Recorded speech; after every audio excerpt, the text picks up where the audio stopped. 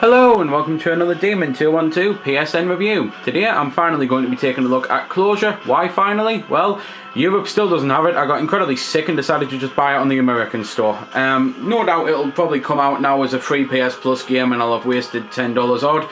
But to be fair, that would only be a waste if the game was crap, and the game is absolutely amazing. At the start, you simply start your game. Once you're into that, you can go into continue game. Options are bare basics. You can choose your volume of things, you can choose the brightness, and you can make sure that the screen fits your TV, basically.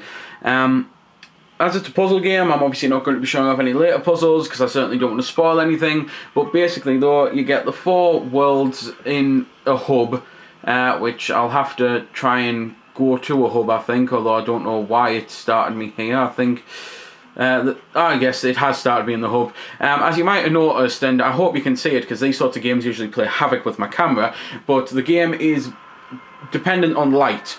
So anyway, you get the hub here, which has the 3 worlds there, and then once you beat these worlds, then you move across and you get a key for this here. And basic math would tell you 10 plus 24 plus 24 plus 24 equals 82. Quite simply, though, the whole point of the game, you go into the world, you're presented with a puzzle, and you've got to find a way to solve it. And again, that's what I mean by it's light dependent, because that's probably the perfect way I can show it here. I've picked up the light ball, and there's a platform there. Quite clearly you can see that. If I drop the light there, I can't see the platform, so the platform doesn't exist.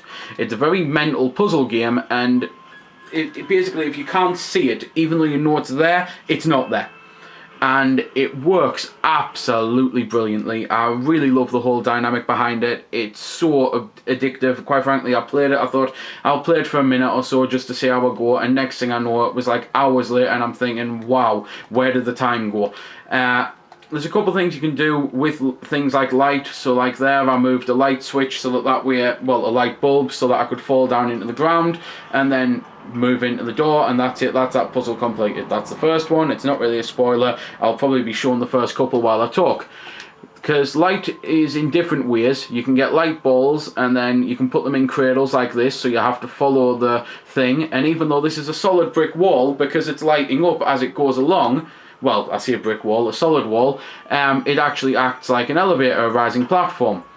There's sections where the door will be blocked off with 4 exits, like 4 walls, so you've got to position the light so that you can only see 2 of the walls, so that you can stand on the floor and jump in and get to the item. There's barrels which have light in them. There's just all sorts of different ways of manoeuvring the light, and you can go underwater and that, as you can see what I'm doing here, but if I was to drop that, then it would rise incredibly fast and I'd immediately die. And there are sections like that where you've got to time letting go so that you can rise up. It's just a brilliant idea. It works so well. It's such a simple idea. At the end of the day, it's very two-dimensional with the fact that if you can't see it, it doesn't exist.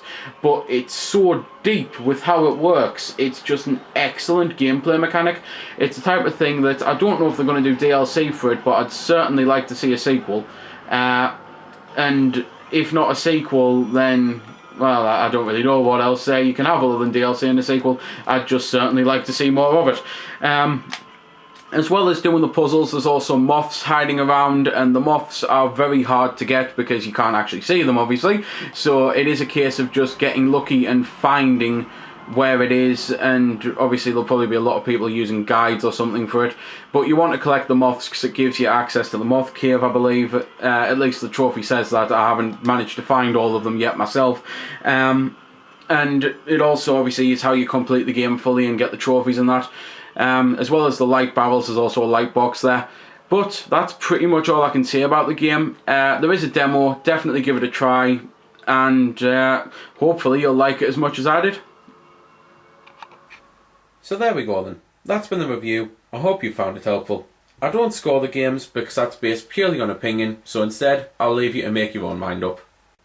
So thanks for watching, and if you've got any questions about the game that I didn't answer in the vid or that hasn't been answered in the comments, then feel free to ask and I'll help if I can. Also, if you did find it helpful, don't forget to check out my channel because there's plenty more like this up there, and don't forget to subscribe because there'll be plenty more to come as well. So until next time, this has been Demon212, signing off.